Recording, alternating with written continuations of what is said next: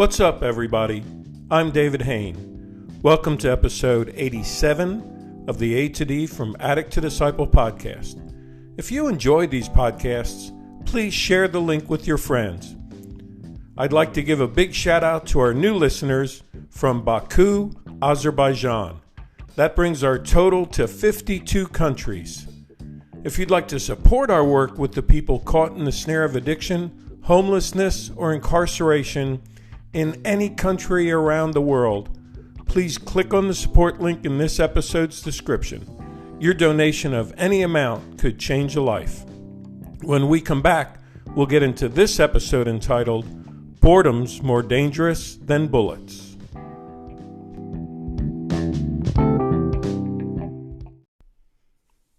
Welcome back to episode 87 of the A to D from Addict to Disciple podcast entitled, Boredom's More Dangerous Than Bullets. I want to give a big welcome to my friends in recovery from the U.S., South Africa, and Australia for their participation in this group. Guys, I really appreciate you. And your question for this week is a quote from the Jason Statham movie, Wrath of Man. Here it is. Quote, boredom's more dangerous than bullets. Give me an enemy I can effing see. End quote. Guys, how would you relate this to your recovery and dealing with relapse and the pressure of relapse? Ben, it looks like you're ready to start us off. Yes, David, wow, what a quote. And how apropos to all of our conversations over the time we've gotten together in this group. I know we've all heard it said, an idle mind is the devil's workshop. So I guess a busy mind could be the opposite. However, busy with what?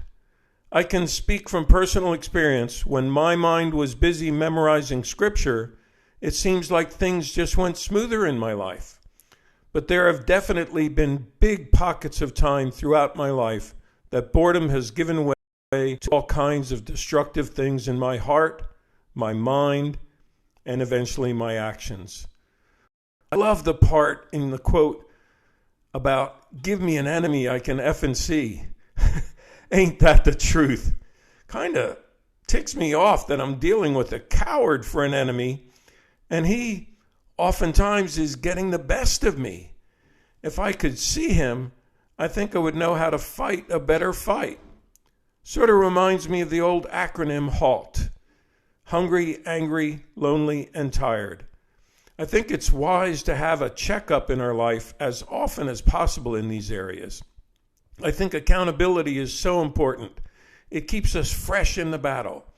I'm sure any soldier would tell you an unguarded moment only happens once, and then you're dead. Dante? Yes, David, I agree with Ben. This is a battle. Either it is in our minds or our hands or whatever is idle. You see, the good book talks about idle hands bringing one to ruin. A verse that used to torment me was in Proverbs 6, and I quote, a little sleep, a little slumber, a little folding of the hands, and poverty will come upon you like a robber, and want like an armed man. As time has passed, I'm not as haunted anymore by that verse.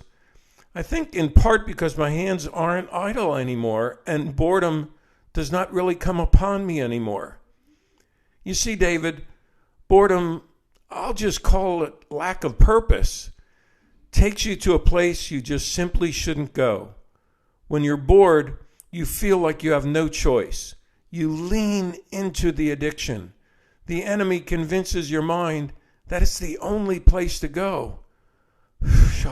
But that is such a lie. I have learned that definiteness of purpose and consistently trusting God to take on that purpose is the greatest way out of the bondage of addiction. Serving others and not yourself is a key in the way to find freedom. In moments of weakness, I continued to turn to God, knowing that I was forgiven and I no longer needed to live in shame. Eddie, do you agree with that? That is so true, Dante. The devil finds work for idle hands.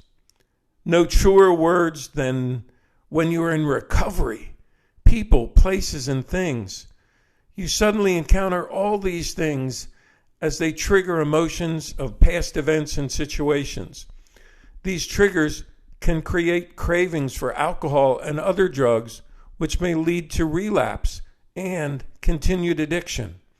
Boredom aggravates these triggers, causing relapse in order to add excitement into your life. So guys, I just want to say, stay active, busy, and in prayer. Wow, that's a great encouragement there. Thank you so much for that, Eddie. Gary, what do you have to say on this? David, the idiom bored to death certainly applies here, especially when it comes to recovery.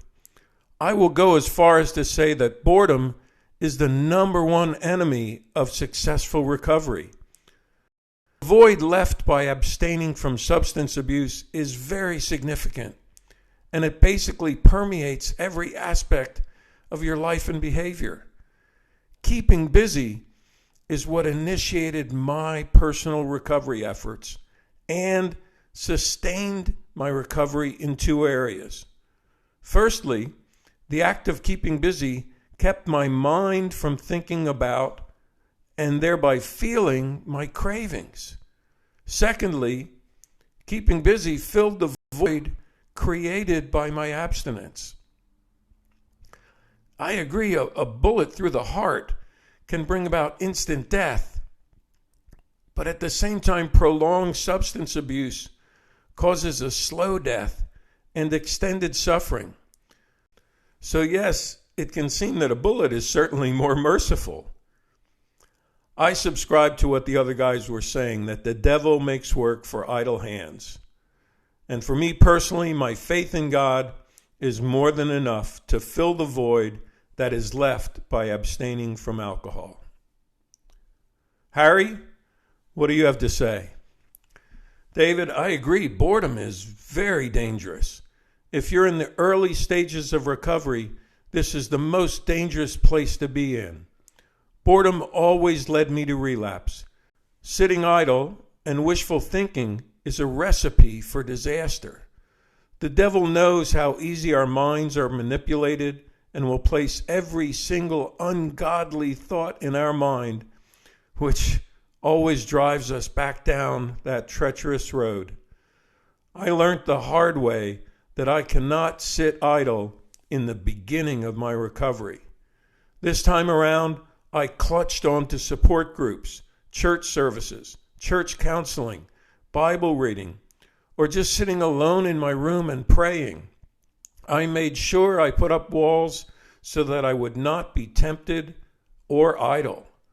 I didn't watch television. I listened to gospel music, which also kept my mind at ease and relaxed.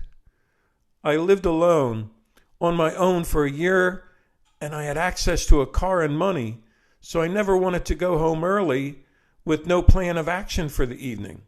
I basically intentionally kept myself busy. I started writing down things on how to rebuild certain relationships.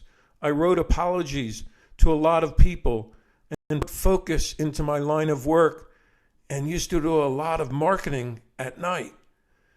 So you see, because boredom was the worst trigger for me early in my recovery, I could not allow it back in my life. So I spent my free time working the steps of my recovery and rebuilding relationships, while at the same time advancing my new career. Wow. Awesome wisdom there. Thank you so much for that, Harry. Charlie, would you like to close us out here today? Sure, David, and I fully agree with Harry. Boredom is a sneaky one to me. I'm not someone who has to be busy all the time or be entertained. I can be okay when I'm alone, but it comes to a point where I want to be around people, and enough alone time is enough. But when no one is available, I start feeling unwanted and unloved. That feeling, that's the one that can drag me into darkness. It's like I start looking inward. It starts becoming all about me, and I see it in every aspect of my life. I never really thought about it until just now, that this could make me relapse and has in the past. I don't think of using or drinking again because I know that I cannot have that stuff whatsoever, no matter what. But that feeling, like a mental relapse, happens from time to time. And what scares me is that if I don't have support and people around, it could be the end of my life. Because with me, suicide has taken the place of thinking about drinking and drugging. That's where I was at the end of my addiction. But I love my life most of the time these days, thanks to God and His people. So I got to be sure not to be complacent with my recovery and be mindful of the times I start to isolate myself, because when I decide to come up out of the dark basement and no one is there, I feel unlovable. Charlie, thanks for being so vulnerable and sharing that with us. And I'm sure you're touching many people who struggle with those same thoughts. Thanks, guys.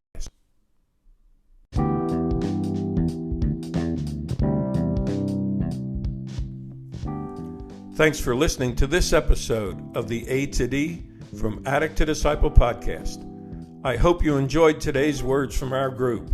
We got some powerful vulnerability and wisdom that can touch each of us.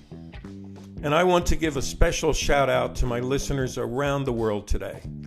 I'm putting together my trips for 2022. So if you'd like me to come to your city or your country, just contact me. You can leave me a message at the link on this podcast.